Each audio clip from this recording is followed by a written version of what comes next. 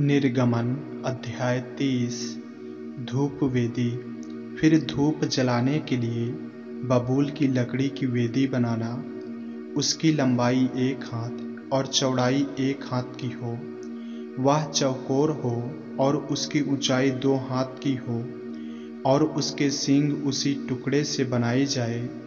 और वेदी के ऊपर वाले पल्ले और चारों ओर के बाजुओं और सींगों को चोखे सोने से मढ़ना और इसके चारों ओर सोने की एक बाड़ बनाना।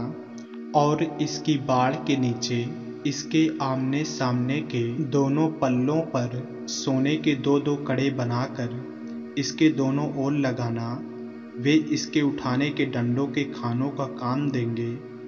डंडों को बबूल की लकड़ी के बनाकर उनको सोने से मढ़ना।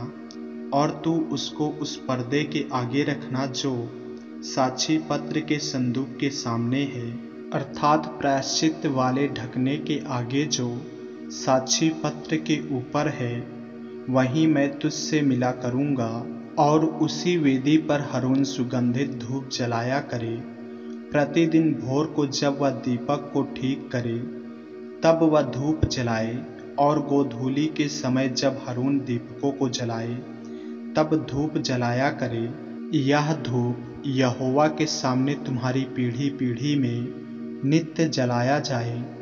उस वेदी पर तुम किसी अन्य प्रकार का धूप न जलाना, और न उस पर होम बलि और न अन्य बलि चढ़ाना, और न उस पर अर्घ देना। हारून वर्ष में 1 बार इसके सींगों पर प्रायश्चित करे, और तुम्हारी पीढ़ी पीढ़ी में वर्ष में 1 बार प्रायश्चित के पाप बलि के लहू से इस पर प्रायश्चित किया जाए। यह यहोवा के लिए परम पवित्र है। प्राणों के प्रायश्चित का रुपया। तब यहोवा ने मूसा से कहा, जब तू इस्राएलियों की गिनती लेने लगे तब गिनती के समय जिनकी गिनती हुई हो वे अपने अपने प्राणों के लिए यहोवा को प्रायश्चित दें, जिससे जब तू उनकी गिनती कर रहा हो उस समय कोई विपत्ति उन पर ना आ पड़े। जितने लोग गिने जाएं वे पवित्र स्थान के शकेल के अनुसार आधा शकेल दें। यह शकेल 20 गेरा का होता है। यहोवा की भेंट आधा शकेल हो। 20 वर्ष के या उससे अधिक अवस्था के जितने गिने जाएं उनमें से एक जन यहोवा को भेंट दे। जब तुम्हारे प्राणों के प्रायश्चित के निमित्त यहोवा की भेंट अर्पित की जाए तब न धनी लोग आधे शकेल से अधिक दें और न दरिद्र लोग उससे कम दें। और तू इस्राएलियों से प्रायश्चित का रुपया लेकर मिलाप वाले तंबू के काम में लगाना, जिससे वह यहोवा के सम्मुख इस्राएलियों के लिए स्मरण अर्थ चिन्ह ठहरे और उनके प्राणों का प्रायश्चित भी हो। पीतल की हौदी। यहोवा ने मूसा से कहा, धोने के लिए पीतल की एक हौदी और उसका पाया भी पीतल का बनाना। उसे मिलाप वाले तंबू और वेदी के बीच में रखकर उसमें जल भर देना। और उससे हारून और उसके पुत्र अपने अपने हाथ पांव धोया करें। जब जब वे मिलाप वाले तंबू में प्रवेश करें तब तब वे हाथ पांव जल से धोएं, नहीं तो मर जाएंगे।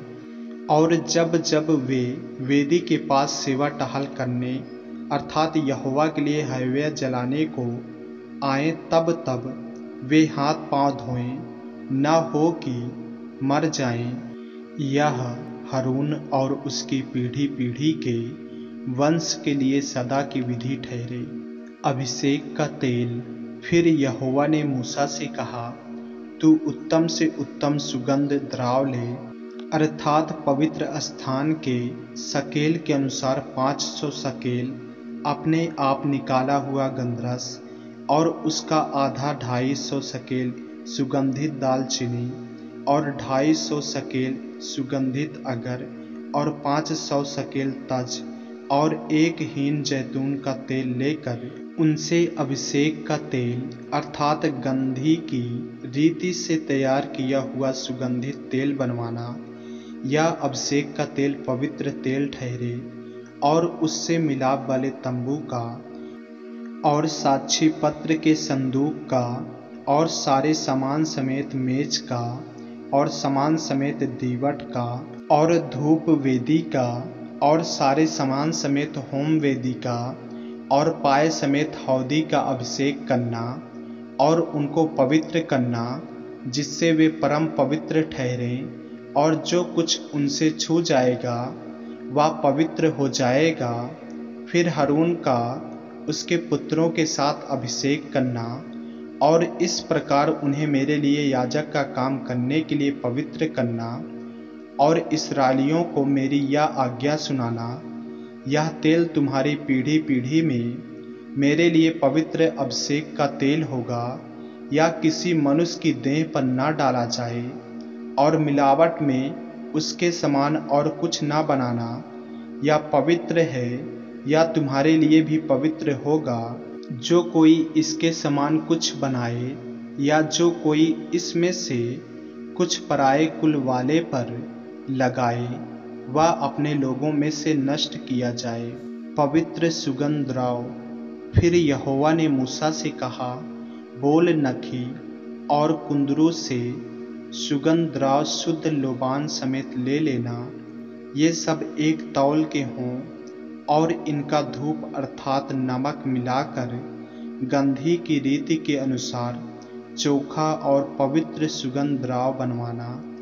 फिर उसमें से कुछ पीस कर बारीक कर डालना। तब उसमें से कुछ मिलाप वाले तंबू में साक्षी पत्र के आगे जहाँ पर मैं तुझ से मिला करूँगा रखना। वह तुम्हारे लिए परम पवित्र होगा। जो धूप तू बनवाएगा, मिलावट में उसके समान तुम लोग अपने लिए और कुछ ना बनवाना। वह तुम्हारे आगे यहोवा के लिए पवित्र होगा। जो कोई सूंघने के लिए उसके समान कुछ बनाए, वह अपने लोगों में से नष्ट किया जाए। आमीन। ऐसे ही वचनों को सुनने के लिए हमारे चैनल को सब्सक्राइब करें और बेल आइकन के बटन को दबाएं। और यदि आप हमारे फेसबुक पेज पर, इंस्टाग्राम पे नए हैं तो हमारे पवित्र बाइबल को फॉलो करें, लाइक करें, ताकि परमेश्वर का वचन रोजाना आप तक पहुंच सके। जय मसीह की। प्रभु आपको आशीष दे।